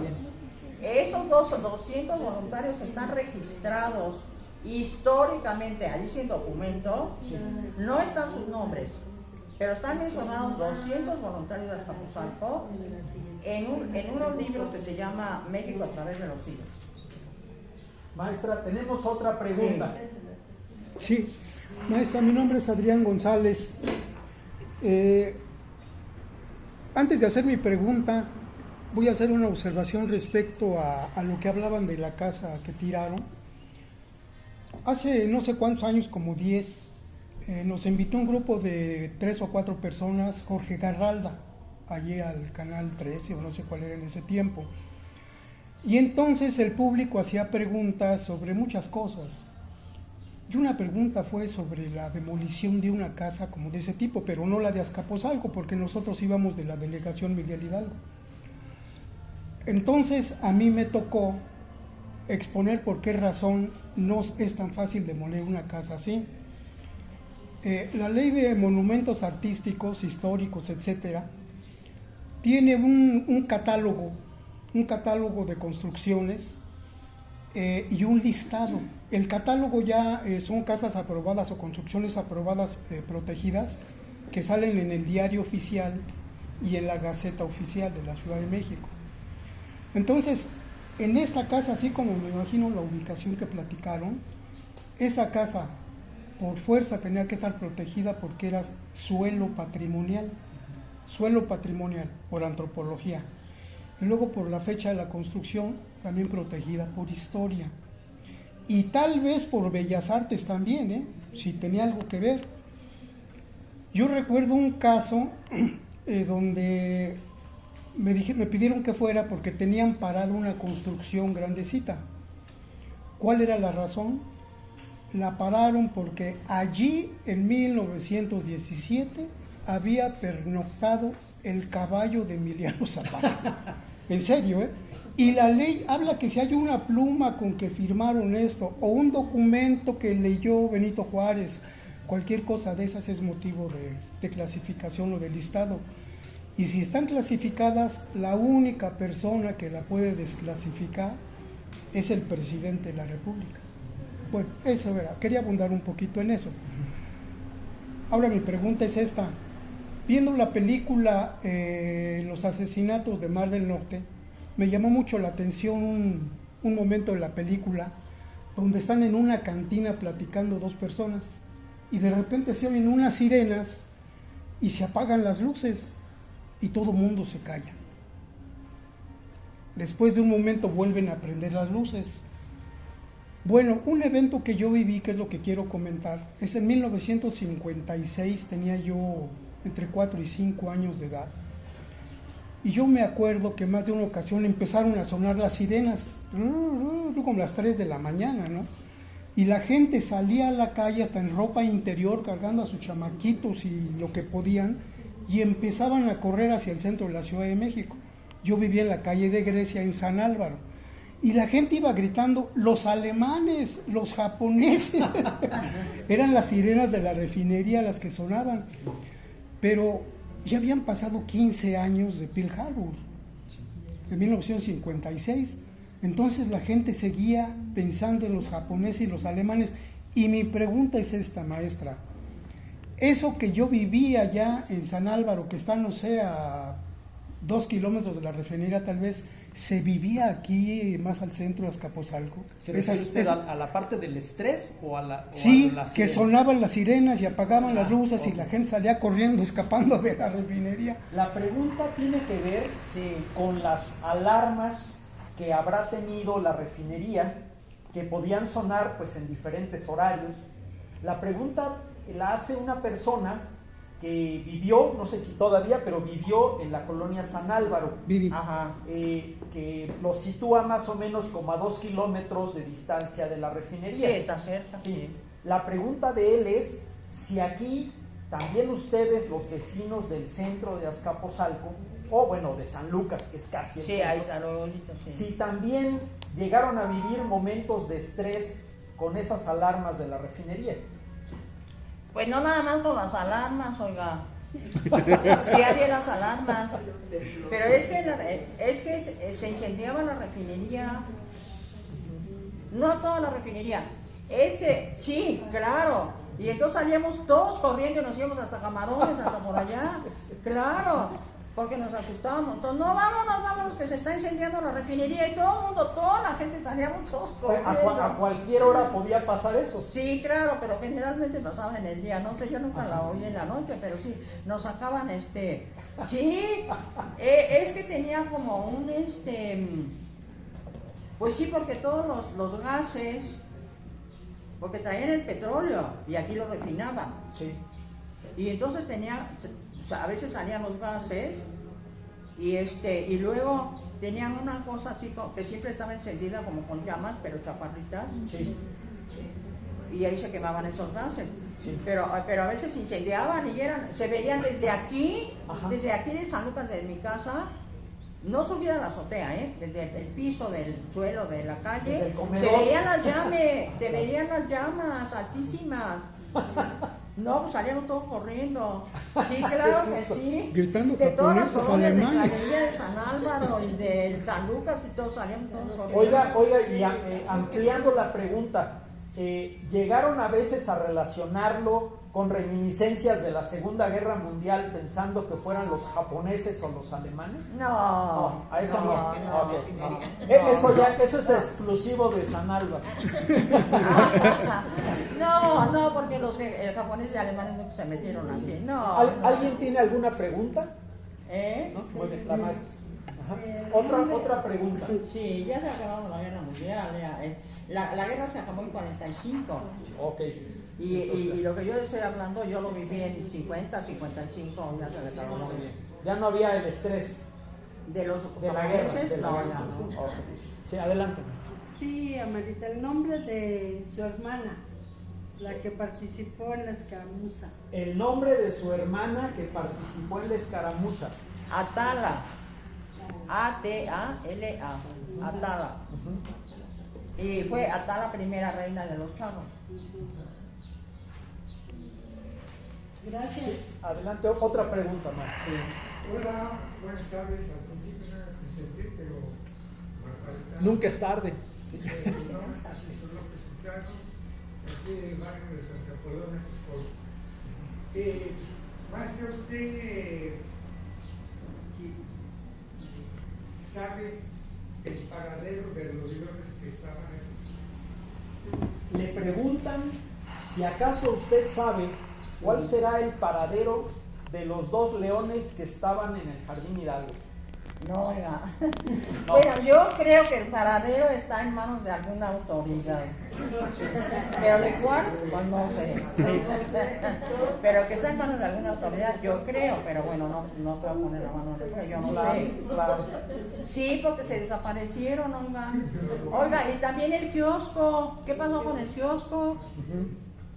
Y los El barandales. mercado sí sé que lo tiraron. El mercado lo tiraron. Sí, Porque ya hicieron el nuevo mercado con un churtu. sí. Pero yo conocí el mercado viejo. Y el mercado nuevo, a lo mejor Martina sabe cuándo construyeron el mercado nuevo. No recuerdo. Porque hace poco fueron los 50 años o no sé cuándo del mercado. Bueno, fue del nuevo mercado. Sí. Pero yo conocí el mercado viejo. Ajá. Pero de pronto el kiosco también desapareció. Pues sí, se llevaron los leones, el Y el kiosco kiosco. y los barandales. Los barandales. Pues nada más dejaron la plancha. Sí, sí. Sí, esa no se la pudieron llevar, maestro. El piso. Pues no. Pues técnicamente se la llevaron Pero cuando yo la pienso que remodelaron. sí fue. Pues sí, acabaron de llegar. Fue alguna, no sé, una autoridad, porque ¿quién se iba a querer llevar los leones y el kiosco juntos? Otra pregunta Sí. tenemos. Sí. De sus vivencias, ¿qué recuerdo tiene de la biblioteca de aquí, de la Fray Bartolomé? Yo le iba a preguntar eso. Les iba a preguntar a ustedes si quizás en otra ocasión, es un poco largo, quieren saber quién fue Bartolomé de las Casas y por qué esta biblioteca se llama Bartolomé de las Casas. Bueno, de entrada les puedo decir que Bartolomé de las Casas fue fraile dominico. Pero si lo gusta usted exponer en otra visita. No, si quieren se lo digo, Guarde. nada más es un poco largo, pero no es tan largo, se lo hago reducido. No, yo no la limito, yo no la limito. Es que mire, Bartolomé de las Casas fue un español que vino a América, como muchísimos españoles, a lo que se llamaba a hacer la América, a hacerse rico aquí, Sí. aventurero. Fue un aventurero español que vino y se estableció en las Antillas, no sé si en Santo Domingo o Puerto Rico, pero una de las islas de las Antillas. Sí. Y allí él tuvo una finca, una propiedad, y tuvo indígenas como peones de su hacienda. Bueno, que no se llamaba hacienda, se llamaba finca, bueno. Pero estando él allí, viviendo allí y siendo propietario de ese lugar, él empezó a darse cuenta de todo lo que estaban sufriendo los indígenas de las Antillas, de los caribeños, que llegaron a tratarlos tan mal que quedaron, los exterminaron, Sí. Los exterminaron. Y fue cuando empezaron a traer a los de África para trabajar en los ingenios azucareros. Sí. Porque ya no había indígenas y los mataron de sobreexplotación de trabajo, les cortaban un pie para que no se pudieran escapar. Bueno, todo eso, hay documentos que yo, cuando fue los 500 años del descubrimiento de América, salieron muchos artículos en muchos lados del mundo, y algunas cosas de las que les estoy contando salió eso. Bueno, sí. El caso es que Bartolomé de las Casas se dio cuenta de lo que estaba pasando con los indígenas, y ella no quiso tener la finca, ni tener indígenas a su cargo, ni nada. La vendió, dejó en libertad, liberó a sus peones, les dio la libertad, y se hizo fraile, se ordenó en la Orden de Santo Domingo. De allí, en Honduras, estaba trabajando en la Orden de Santo Domingo en Honduras en ese momento. Sí. Entonces él se fue a Honduras y entonces quiso inscribirse en la orden como fraile. Bueno, de allí la misma Orden de Santo Domingo lo mandó a la Nueva España, que acababa de pasar la conquista. Sí. Bueno, y finalmente fue obispo de San Cristóbal, en Chiapas. Por eso se llama San Cristóbal de las Casas, porque fue obispo de allí. Bueno, él defendió muchísimo toda su vida a todos los indígenas, y escribía y mandaba cartas a España, y fue varias veces a España a luchar porque se trata por defender a los indios. A tal grado, bueno, había como una pugna allí en ese momento en que los frailes, todos los frailes son de las órdenes que se llaman las órdenes de mendicantes, ¿no? Que vinieron Sí. a hacer la radicalización aquí, todo eso. Sí. Y estaban todos los sacerdotes que no eran frailes, que eran del clero, ¿cómo se llama? Regular y el clero secular, bueno, que se dice del siglo, que eran de independientes, ¿no? De seminarios independientes. Sí. Y que eran nombrados por el Papa y por el Rey de España para los cargos públicos, sobre todo por el Rey, por la corona. Y toda la corona nombraba al arzobispo, a estos y a otros, y estaban aquí.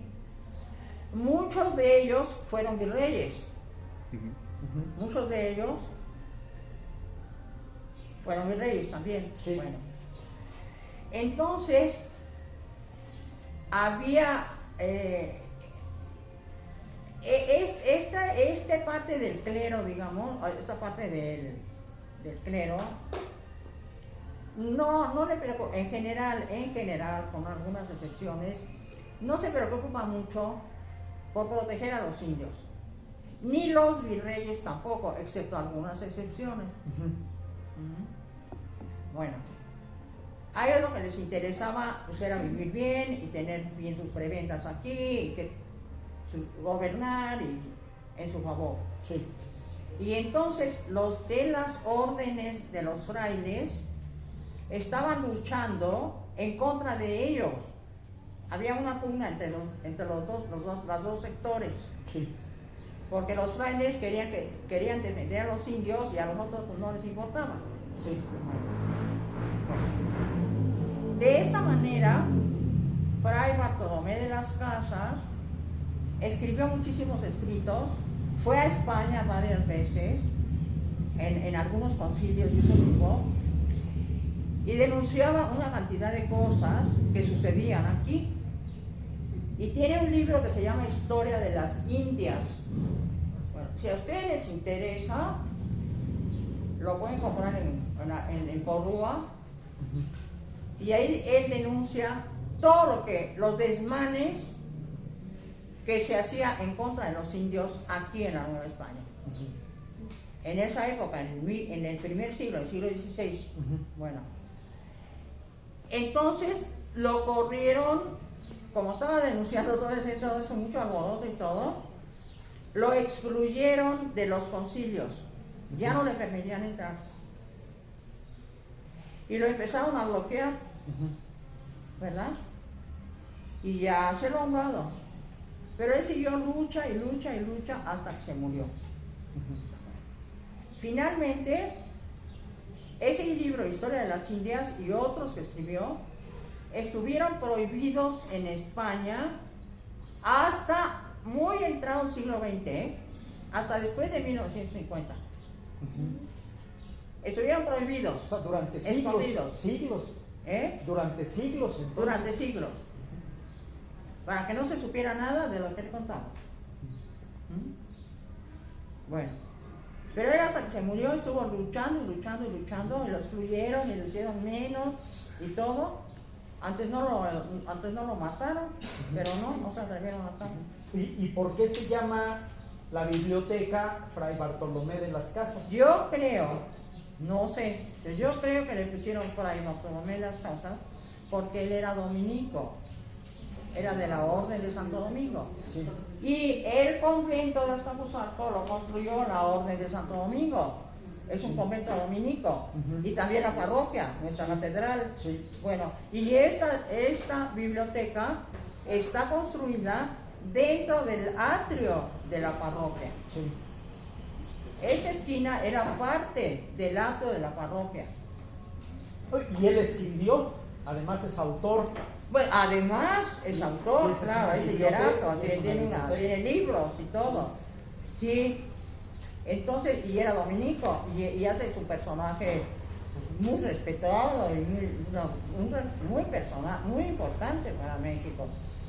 Y bueno, por eso debe de llamarse aquí Fray Bartolomé de las Casas. Por como él fue, lo que él hizo, y porque aquí es un recinto dominico, y él era dominico. Oiga, maestra, ¿y usted desde cuándo en su vida, desde cuándo conoce usted esta biblioteca? ¿Ha cambiado mucho de esa época a hoy? A ver, le voy a ser franca, le voy a decir la verdad. Sí. Yo he venido muy poco a la biblioteca. La última vez que vine, pues ya hace muchos años.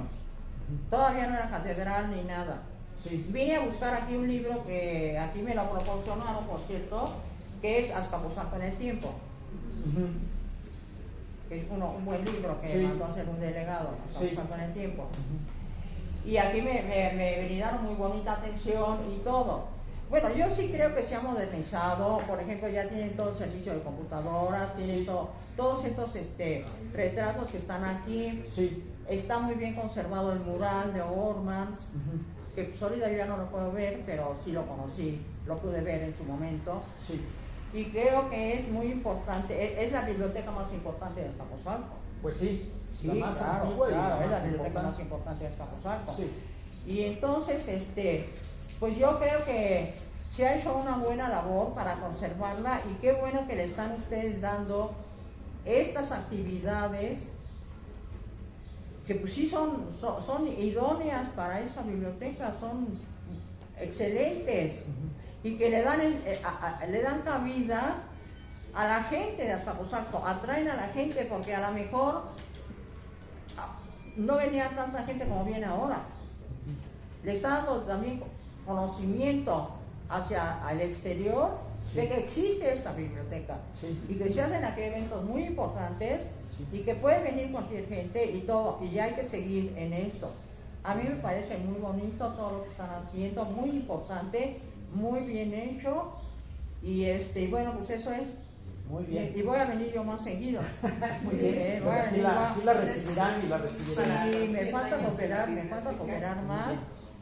Me decía usted que era hacer una fototeca. Sí. no he traído fotos, tengo muchas fotos, las tengo que traer y todo lo que yo pueda colaborar, pues con muchísimo gusto. Bien, pues yo me voy a atrever a hacer una sugerencia.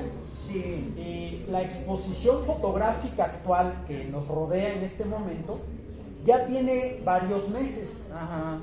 Pienso que si el acervo que usted puede compartir es numeroso, no voy a decir un número, pero 20, 30 fotos, pues podría aprovecharse para renovar lo que está expuesto, que quizá ya la mayoría ya la vimos, y darle una, no voy a decir refrescada, se puede malinterpretar, pero el sentido de refrescar el material, sí, el material expuesto. Entonces, si usted algún día ya lo tiene preparado, lo podemos traer aquí a la biblioteca. Sí, claro, nada más que tengo que buscar. Bueno. Porque acuérdense que tengo ahí todo guardado allí. Sí tengo, pues no sé cuántas fotos habré de tener, pero pues debo de tener. Ahí le gusta. Tener muchas. Bueno, tengo fotos de los desfiles, tengo fotos de cuando me casé. Yo me casé aquí en el Rosario, en la capilla. Tengo fotos de cuando mi hermana fue pues reina de las escaramuzas, y tengo fotos de la avenida. Voy a ver si consigo fotos de más fotos con mis amigas de la avenida. Bueno, no sé, de muchas cosas puedo tener fotos, pero las tengo que buscar. Bien. Bueno, si nadie tiene... Una última pregunta. Sí.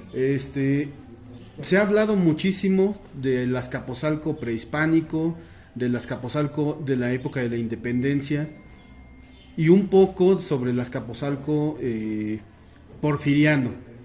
Pero la importancia de Azcapotzalco en la época revolucionaria, ¿qué importancia tuvo Azcapotzalco para la lucha revolucionaria? La pregunta es, se ha hablado mucho, o por lo menos hay mucha documentación de un Azcapotzalco prehispánico.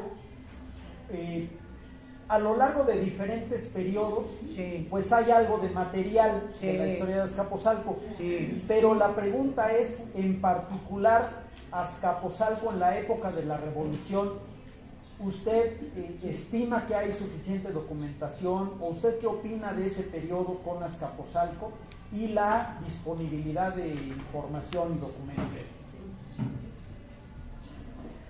Bueno, yo creo que en relación a la Revolución no hay mucho de Azcapotzalco. No hay mucho de Azcapotzalco, porque aquí en Azcapotzalco no hubo, bueno, importantes sucesos de la Revolución, excepto que sí yo le puedo traer crónicas, no le puedo traer documentos. Bueno, hay una fotografía que estaba en el archivo histórico, no sé si todavía esté, en donde estaba Venustiano Carranza aquí en Azcapotzalco cuando pasó a la Ciudad de México. Y se hospedó aquí en la casa de lo que es Casa de Cultura ahorita, antes era Palacio Municipal. Estuvo unos días aquí hospedado, y algunas tropas que venían con él, alguna parte de sus tropas, bueno, se diseminaron en Azcapotzalco. Según una amiga, pero todo eso es crónica, no es documento. Según una amiga mía que ya falleció, si no, pues yo la traería aquí a hablar. Hay una casa antigua allí, enfrente de San Lucas, un poquito antes, que ella decía que allí había estado parte del ejército de Venustiano Carranza cuando pasaron por aquí. Podríamos preguntarle a los de esa casa. Bueno. Sí. Y bueno, esa fotografía, pues sí es un documento, ¿no? Sí. Está aquí, ¿no? Y a lo mejor algo de eso. Pero lo que sí es que le puedo buscar anécdotas de cuando entraban los diferentes ejércitos revolucionarios y pasaban por Azcapotzalco, de gente que vivía aquí. Por ejemplo, cuando entraban los carrancistas, ¿qué hacían aquí? Pues hubo gente que se robaban las cosas, o cuando entraban los zapatistas, o cuando eso, ¿no? Entonces, pues, se tendría que buscar, pero pues sí sería como crónicas, pero se tendría que hablar con la gente antigua. Bueno. Yo sé como 2 o 3 cosas, pero no mucho. Mucho. Denme un momento, hay otra pregunta. Usted nos dice, cuando ya desee que terminemos este interrogatorio. Nada de la revolución le voy a decir algo al joven, pero luego. A ver, dígame, otra pregunta. Bueno, un comentario, primero un comentario y después una pregunta a la maestra Mario. Un comentario para no dejar pasar. Tuve la oportunidad de asistir a las conferencias magistrales del doctor Aurelio de los Reyes en la Cineteca Nacional, y hay algo que me sorprendió de sobremanera, porque hay una grabación, una vista, porque solamente son minutos, que va pasando el ejército zapatista por la avenida Azcapotzalco, se ve la Casa de Cultura. Esta filmación la rescata Aurelio de los Reyes en la Cineteca Nacional. Yo cuando vi las imágenes me quedé sorprendidísimo, se lo comenté en su momento a Antonio Lapilleta, porque a mí me llamó mucho la atención ese ejército zapatista. No recuerdo qué general venía con ellos, no venía Emiliano Zapata, pero era el ejército zapatista, y la cámara los capta pasando aquí, y ese es un acervo fílmico que lo tiene la Cineteca Nacional. Pero lo que me llamó la atención es la avenida Azcapotzalco y el contingente pasando, y se ve la Casa de Cultura, que en ese entonces no era Casa de Cultura.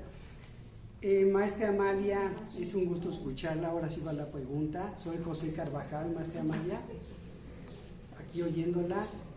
Nos gustaría que nos compartiera, maestra Amalia, si recuerda cuando vio este mural, el caracol que se encontraba ahí y la parte de la esquina a color, porque es una restauración. Seguramente sí la vio usted, maestra Amalia, para que nos comparte estos cambios que vio, que han estado en este mural, precisamente en la parte donde están ustedes.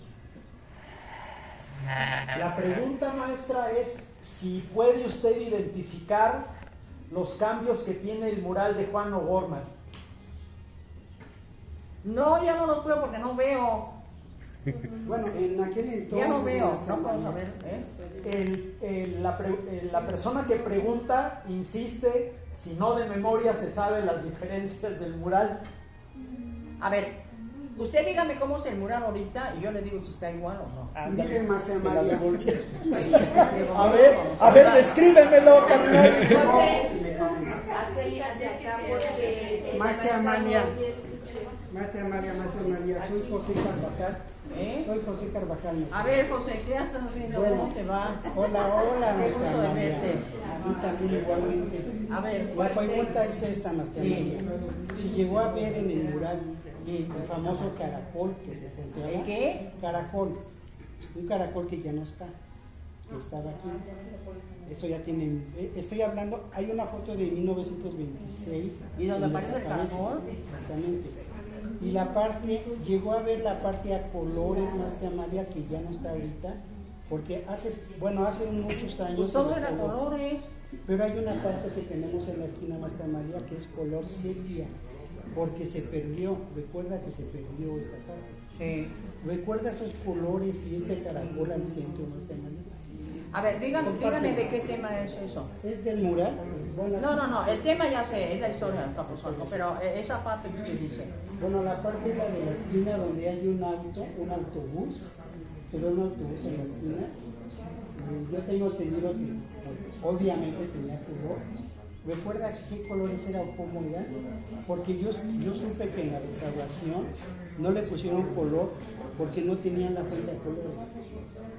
Por eso es que está en sepia, tal como le encontraron en una fotografía antigua. ¿Recuerda esos colores, maestra María? No, pero yo no me acuerdo que hubiera un autobús. Bueno, Probablemente estaba el tranvía. El tranvía está del otro lado, está hacia bueno. el muro. El autobús, a ver, mire, no recuerdo sus colores, pero voy a decir. A ver, espérame. Si tuvo colores, que yo creo que sí los tuvo. Sí, obviamente. Yo creo que sí los tuvo porque pues, es un lugar a colores. Bueno, debió tener los colores de los autobuses de esa época. Y yo le voy a decir qué colores eran. ¿Cuáles eran? Era el autobús, era una sola línea de autobuses, nada más había una, que se llamaba México, Tacuba, Azcapotzalco, Tlalnepantla y Anexa. Que seguramente es eso. El autobús era azul, como azul rey, o azul marino, básicamente en los lados así, con unos marcos amarillos. Y bueno, y ya básicamente esos colores debían ser así. Por ejemplo, estaba aquí todo azul y luego tenía una franja blanca allí y donde estaba el letrero: México, Tacuba, Azcapotzalco, Tlalnepantla y anexas. ¿Qué era la línea?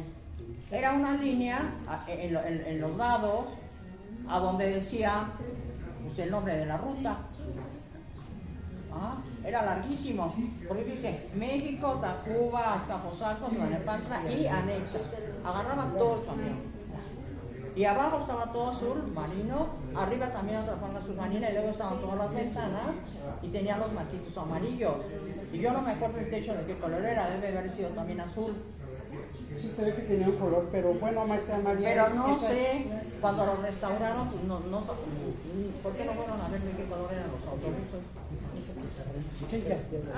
No, ya. Ya, maestra María, que continúe, maestra. Bueno, les agradecemos mucho su atención. Espero que les haya sido interesante y les quiero pedir por favor un fuerte aplauso para nuestra invitada.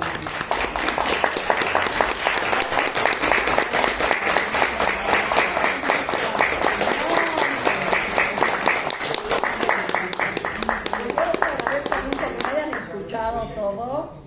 Y bueno, pues cuando quieran les puedo platicar, me gustaría, pues sí, platicarles de otras cosas, les quiero platicar un poco de mi abuelo, en otra ocasión, que él no era de aquí, era de Aguascalientes, pero vino a vivir aquí, y no tanto de lo que hizo en Azcapotzalco, sino de él, ¿no?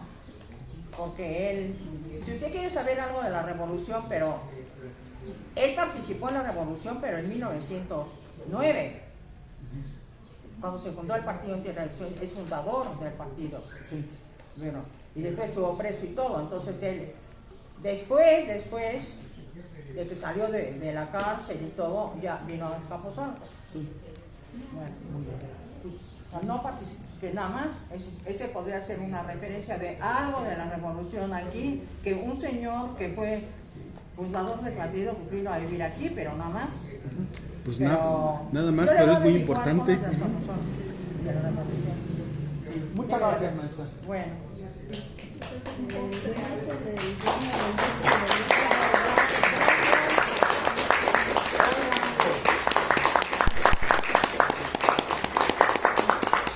Pues yo más bien les quiero dar un aplauso a ustedes de que están interesados por todo esto. Y pues yo los invito a que escriban. Miren, ¿saben qué? A ver, aquí la maestra, no sé. De todo lo que ustedes puedan escribir, se puede hacer un acervo y se puede editar y hacer libros.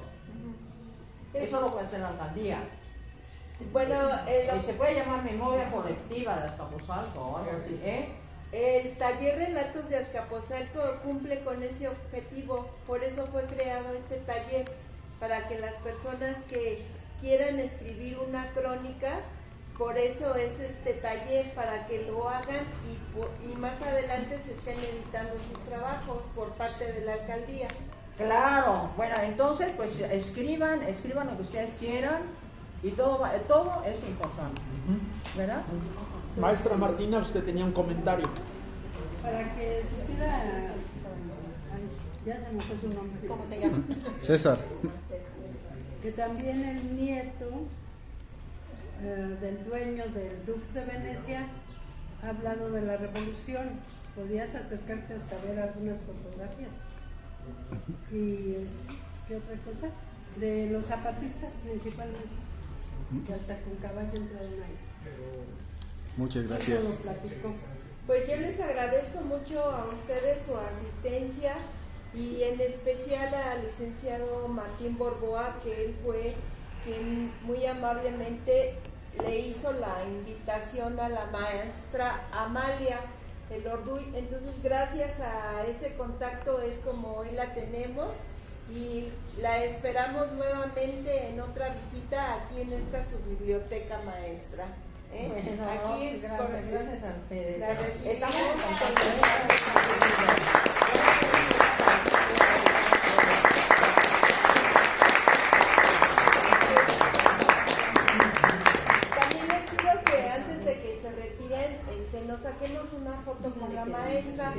porque ya estamos mandando las evidencias por Face y también a nuestras oficinas que son las que nos piden los testimonios de las visitas que nos hacen en la biblioteca. Entonces, antes de que se vayan, nos ponemos para la foto, por favor. Muchas